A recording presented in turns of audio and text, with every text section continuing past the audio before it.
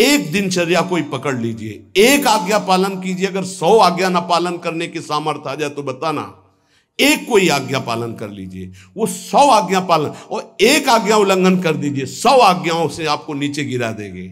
एक दिनचर्या पालन कर लीजिए, आप अपने मन को आज्ञा पर लगा दीजिए, एक दिनचर्या पालन कर लीजिए। कौन सी दिनचर्या ऐसी कठिन है जो आप पालन नहीं कर सकते? मैंने एक यूरोप का आदमी था, वो बहुत अमीर था। वो मरते समय घर वालों को कहा कि मैं एक वसीयत लिखा है, वो मुझे पढ़ने को मिली उस दिन। पूज्य नारायण स्वामी जी कह रहे हैं, उसमें कोई रुपया पैसा की वसीयत नहीं थी। उसने एक बहुत मोटे अक्षरों में शब्द पूरा खाली, पूरी डायरी खाली, केवल एक शब्द, और कहा मैं ये वसीयत आप लोगों को लिखकर, time is money in the world. सही शब्द है कि गलत है? वर्ड होगा, हाँ, क्योंकि ज्यादा पढ़े लिखे। Time is money in the world. दुनिया में सबसे बड़ी संपत्ति समय है। दुनिया में सबसे बड़ी संपत्ति समय है। जब से मैंने ये पढ़ा तो इस दास ने समय की सदैव कद्र की है, हर समय को सार्थक किया है। या निरर्थक करने में समय की सार्थकता समझ रहे हैं। निरर्थक सोना, निरर्थक बातें करना, बिना भजन के जो सेकंड गया व्यर्थ गया। बहुत सुंदर बात है। जिसने समय की कीमत पहचान ली वो सबसे बड़ा संपत्तिवान। Time is money in the world. संसार में समय ही सबसे बड़ी संपत्ति है। समय की सदुपयोग वृत्ति, राधा राधा राधा राधा,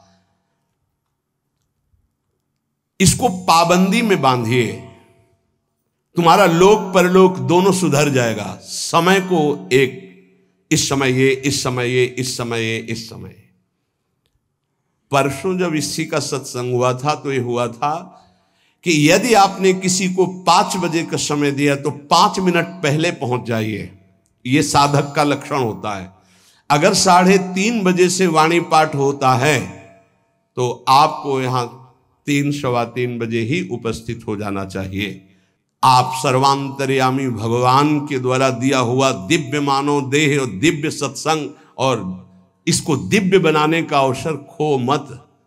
नहीं, ये सोने के लिए नहीं, ये व्यर्थ के लिए नहीं, ये मुंह दिखी करने के लिए नहीं है, ये अंता से पालन करने के लिए है।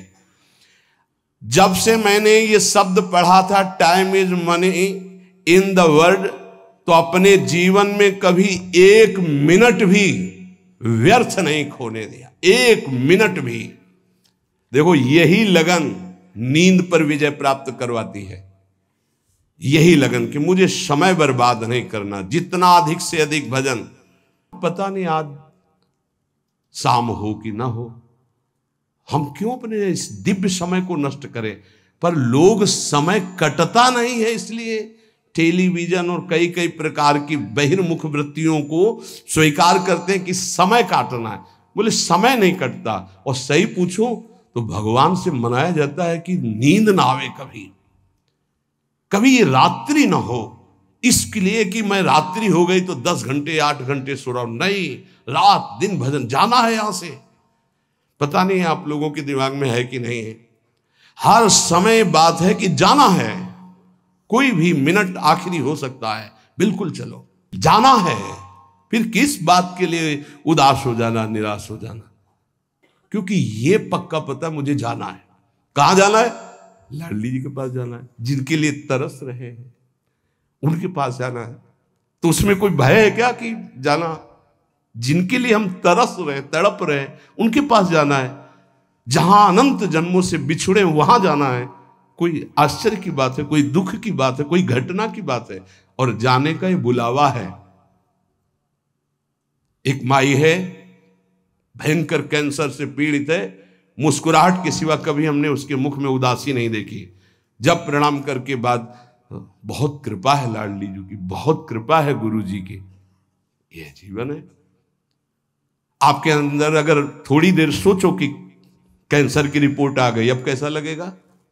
कैसा लगेगा? बोले भगवान ने हमें क्या दिया है? थोड़ी देर आंख बंद करके सोचो, यदि तुम्हारी आंखें ज्योति रहित हो जाए तो कैसा लगेगा? घबराहट पैदा हो जाएगी। आप देखो, अभी आंख बंद करो, सोचो अगर ये सदा सदा के लिए ऐसी हो गई तो भगवान ने कितनी कृपा दी। तुम सुन सकते हो, बोल सकते हो, देख सकते हो, सूंघ सकते हो, चल सकते हो, अभी स्वस्थ हो। समय की कदर करो, नहीं ये समय निकला चला जा रहा है, ये वापस नहीं आने वाला। और स्थिति ऐसी बना लो कि हर स्थिति में तुम्हारा मंजीरा बजने से रुके ना।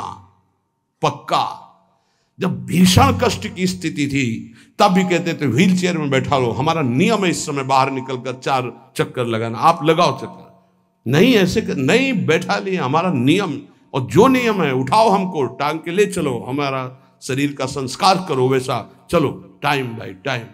ये क्यों हुआ? बचपन से इसका अभ्यास और भगवदाश्रय। इसीलिए सबसे प्रार्थना करते हैं, ये किसी एक के लिए नहीं है। व्याधि मंदिरम शरीरम व्याधि मंदिरम, कौन सा देवता प्रकट हो जाए? किडनी फेल कर, कितने प्रकार के रोग हैं भैया। और एक बार जहां रिपोर्ट आई कैंसर, खत्म खेल, भजन साधन सब खत्म, चेहरे का रंग बदल, दिल बोले ब्लॉक हो गए इस दोनों नसें। अब वो परेशान है, अरे ब्लॉक नहीं, फेल हो जा, पास हो जा, इसमें क्या जाना। राधा राधा हर समय तैयार है। जैसे आर्मी का जवान तैयार रहता है बॉर्डर पे कि कहीं से भी गोली आ सकती है, ऐसे बिल्कुल तैयार रहो, पक्का तैयार रहो। बार बार कह रहे हैं सावधान, समय की कीमत को पहचानो, हर श्वास में राधा राधा। एक हित धाम में आए थे, बोले अब बस वृंदावन आ रहा हूं, तो अचानक श्री जी की कृपा से दृष्टि में हमका, आप जाइएगा मत, अब यहीं रहिएगा। बोले नहीं अभी कुछ बेचने को रह गया, बेच करके बस फटाक से आया। हमका पता नहीं भगवान की क्या लीला है, हमारा मन कह रहा है मत जाइए। बोल नहीं महाराज, अभी जब कई महीना नहीं आए तो परिचय के जो आते थे पूछा, तो उन्होंने बताया उनका एक्सीडेंट हो गया, कई जगह से उनके अंग टूट चुके हैं। वैसे फिर जब आए थे तो एम्बुलेंस में आए थे कई महीने बाद, तो रो रहे थे। हमका भगवान प्रारब्ध टालना चाहते थे पर प्रारब्ध प्रबल हो गया, आप आज्ञा पर महत्व नहीं दिए, और वो ऐसी परिस्थिति अब कभी नहीं आ सकते। बड़े स्वस्थ और चलते फिरते, सूचना मिली कैंसर, 2 महीने में हालत खराब, पर वो तो समर्पित थे, तो यहाँ वेदांत हॉस्पिटल में आके धाम बेसरी। कुछ भरोसा नहीं इसका, जो बहुत अकड़ के चल रहे हैं और लंबा समय इतना कमा के रख दें कि 7 पीढ़ियां तक खाती चले जाएं। बड़ा व्यवस्था के ऊपर व्यवस्था, ये नहीं सोच रहे यहां से जाने की तैयारी हम क्या कर रहे हैं। नारायण स्वामी जी कहते हैं, गोस्वामी तुलसीदास जी महाराज के दोहे हम अपने जीवन में सामने रखा है, आप भी सुन लीजिए। सत्य वचन आधीनता परतीय मातु समान, इतने में हरि ना मिले तो तुलसीदास जवान। मैं इस बात की गारंटी लेता हूं कि यदि आप वाणी से सत्य बोलेंगे और भगवान की अधीनता और पराई माता बहनों के मात्र दृष्टि से, तो तुम्हें भगवान मिल जाएंगे पक्का। इतने में ना मिले तो इसकी जमानत मैं लेता हूं, गारंटी मैं लेता हूं, निश्चित भगवान मिलेंगे।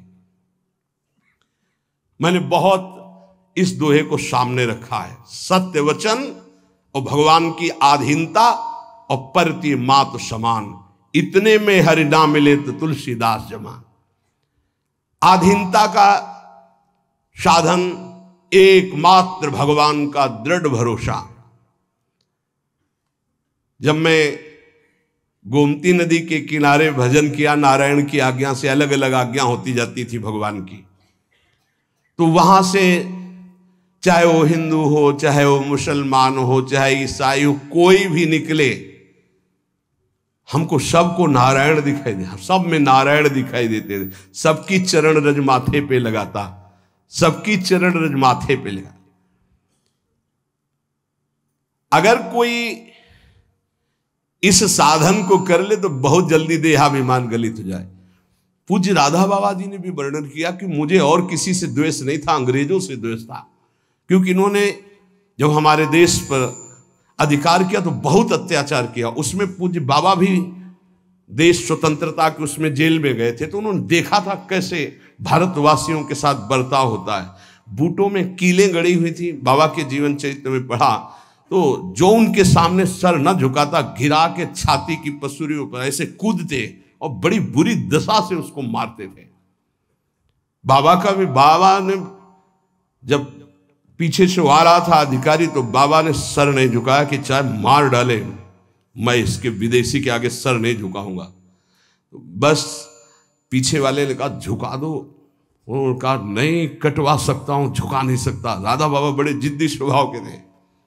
इतने में जो ही नंबर बाबा का आया वो सामने आने वाला था तो ऑफिस में कुछ ऐसा बड़ाम से हुआ, क्या हुआ भगा। तो उस दिन फिर दूसरे दिन ट्रांसफर हो गया दूसरी जेल। तो बाबा को बहुत घृणा थी, गोरा देखते ही अंदर से उनको जलन पैदा हो जाती कि हमारे हिंदुस्तानियों पर इतना अत्याचार करने वाले ये। अंदर से आया कि भगवान की प्राप्ति करनी तो अजात शत्रुता आनी चाहिए, ये ठीक नहीं। तो गंगा के किनारे घाट पे बैठ जाते और जब कोई जैसे अंग्रेज निकलता तो चरण धूलि माथे पे लगाते, वो कोई पैसा चढ़ा देता तो छोड़ के चल देते। तो एक दिन जब भगवान ने देखा कि अंग्रेजों के प्रति घृणा खत्म हो गई तो एक अंग्रेज आया और बाबा की जो भद्र करवाई हुई सर थूक दिया उनका। तो उनका गोरे ठाकुर अब ईर्ष्या आपसे या द्वेष आपसे या घृणा नफरत नहीं हो सकती, आप ही हो। बस अंदर से वृत्ति गायब हो गई और हुआ काम हो गया, अब मुझे इसकी जरूरत नहीं। तो यहां ये कह रहे कि दास ये कहता है कि यदि सबके प्रति, देखो महापुरुषों के वचन है, यहां अगर परम पद में आरूढ़ होना है, भगवत प्राप्ति करनी है तो सर्वान वस्तुतया निरीक्ष परम स्वाराध्य बुद्धिर्मम। बहुत कठिन बात है। नारायण नारायण। एक बार दास से कोई बिगड़ा तो दास ने सर झुका दिया और कहा पादुका उतारो और इस पर प्रहार करो। फिर भी हे नाथ आपसे द्वेष नहीं हो सकता। कैसे कोई इन महापुरुषों को समझे। पैर का जूता निकालो और सिर को खूब पीटो, ये सिर भी आपका है, नाथ आप ही हो। ये स्थिति है, ये स्थिति है, नाथ आप ही हो। आज तक परिस्त्री को आंख उठाकर कभी काम भाव से नहीं देखा। क्या महापुरुषों ने करुणा करी कि अपनी स्थिति बताई। जब कभी मन ने साधन काल में आकर्षण किया तो हमने ऑपरेशन करके दिखाया मन को कि क्या है। चमड़े से ढका हुआ शरीर, मांस हड्डियां, मूत्र द्वार, मल भरा हुआ उदर में, फौरन मन भागा और नारायण की शरण में गया। ये क्यों लिख रहे हैं? साधकों के लिए। कभी कोई पाप कर्म नारायण से तब अज पा जा। आपसे प्रार्थना है जब आपका मन ऐसे करे तो ऑपरेशन करके मन को दिखाए कि कुछ नहीं है, व्यर्थ में क्यों समय नष्ट करोगे, क्यों हृदय मलिन करोगे। जो नियम तुम स्वयं स्वीकार किए हो या गुरुदेव ने दिए हो उसे कभी भी किसी भी स्थिति में नहीं छोड़ना चाहिए। चाहे सुखद परिस्थिति हो चाहे दुखद परिस्थिति हो, आप उपस्थित हैं उस समय।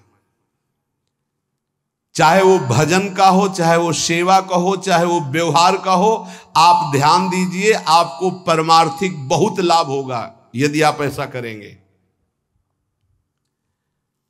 भगवान की जो इच्छा है उसमें तुम राजी होना सीख जाओ। ये बात हमने एक, जैसे यूरोप की उससे ऐसे हमने एक, अब हमको तो ज्यादा अंग्रेजी आती नहीं, let the will of God be done, DONE done. हाँ भाई हम तो ज्यादा पढ़े कि जो भगवान की इच्छा है उसमें अपनी इच्छा को मिला दो। मैंने ये सूत्र अपनी डायरी पे लिखा। हमारे यहाँ चतुराशी जी में, ये तो अंग्रेजी से लिखा, हिंदी से, जोई जोई प्यारो करे सोई मोहि भावे। ये सूत्र है, अगर इसको स्वीकार कर लिए, समस्त चिंताओं से मैं मुक्त हो गया इस सूत्र से। भगवान की जो इच्छा है उसमें अपनी इच्छा मिला दो। लेकिन इतना भजन होना चाहिए कि ये पता चले कि भगवान की इच्छा है कि मेरी इच्छा है। इसमें समझना ही तो सब भगवान की इच्छा मान के फिर कहेंगे कि भगवान की इच्छा के बिना पत्ता नहीं हिलता है, तो जितना पापाचरण वो सब भगवान की इच्छा से हो। नहीं, ऐसा नहीं। इसीलिए विवेक की आवश्यकता है, मन के संकल्प को और भगवत इच्छा को देखना। कैसे जानेंगे भगवान की इच्छा है और कैसे जानेंगे मन की इच्छा है? जो इंद्रियों की विलासता का संकल्प बना करके कार्य किया जाता है वो मन की इच्छा होती है, और जो बिना संकल्प के अकस्मात, वो भगवान की इच्छा। जैसे हम जा रहे हैं, किसी को जरा सा धक्का लग गया, उसने पीट दिया हमको, ये मेरा कोई संकल्प नहीं था, या अचानक कोई ऐसी घटना घट गई, सामने वाले को दुख पहुंच गया, मेरा संकल्प नहीं था, या किसी भी तरह की कोई, वो भागवतिक होता है विधान। हम उसमें अपनी इच्छा, मन के संकल्प के द्वारा जो इंद्रिय जनित, वासना जनित, वो भगवान की इच्छा नहीं होती। पर इतना अंतर्मुख साधक हो तभी तो पहचान पाएगा। सारी चिंताओं से मैं मुक्त हो गया जिस दिन ये सूत्र पढ़ा। अर्थ उसका है कि भगवान की जो इच्छा है उसमें अपनी इच्छा को मिला दिया। जोई जोई प्यारो करे सोई मुहि भावे।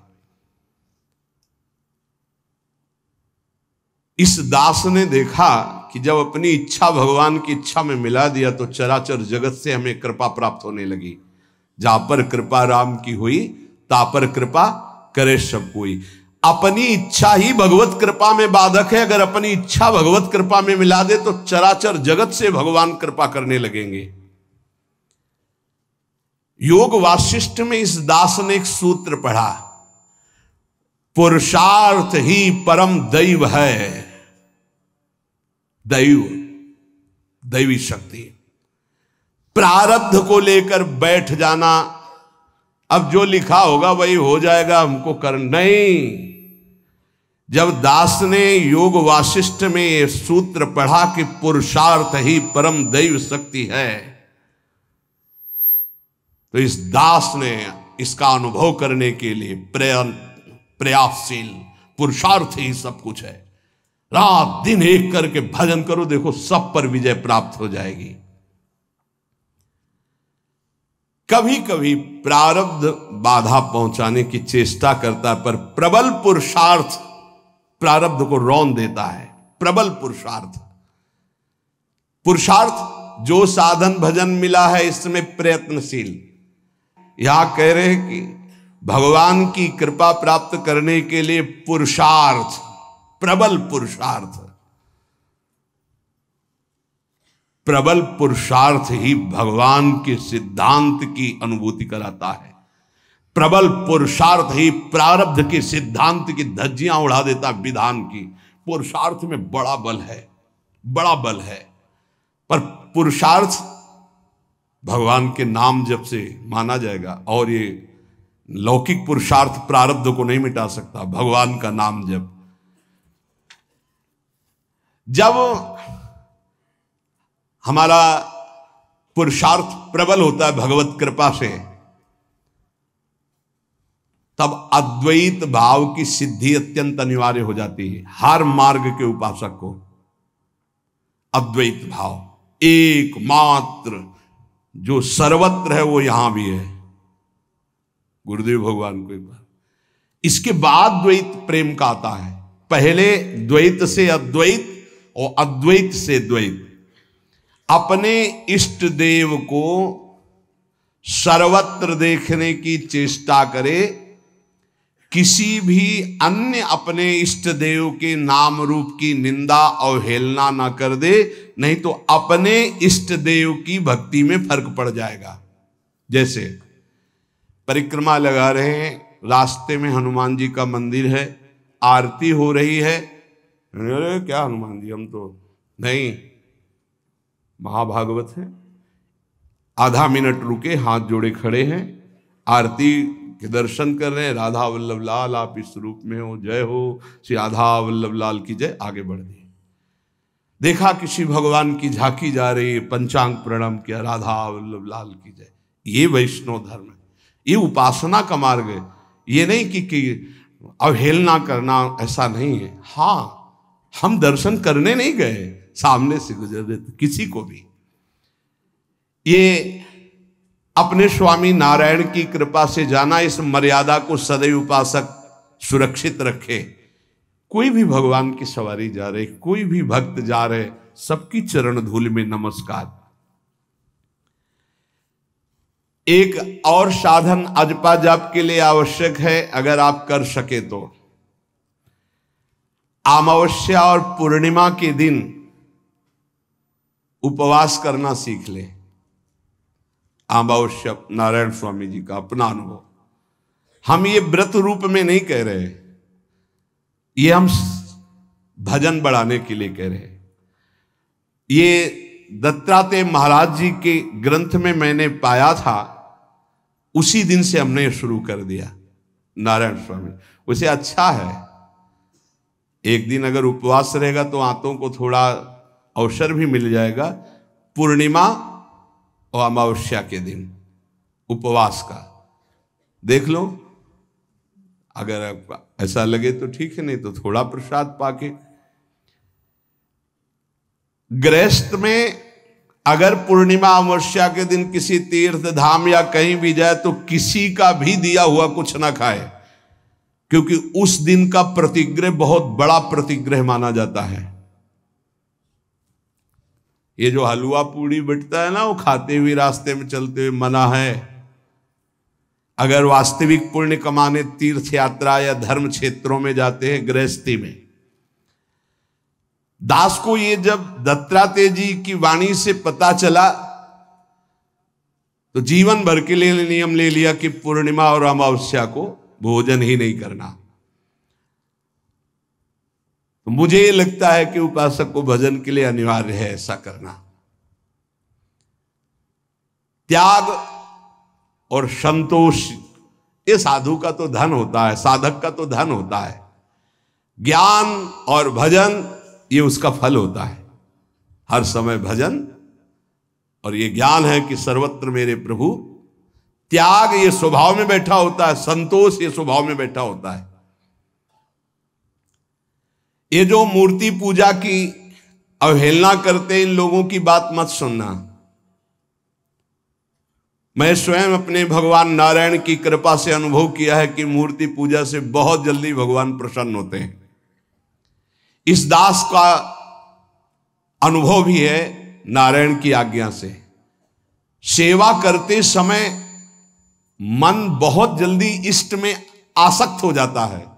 अन्य समय भागेगा लेकिन सेवा में आसक्त हो जाएगा, क्योंकि मन की एकाग्रता सेव्य घसीट लेते हैं।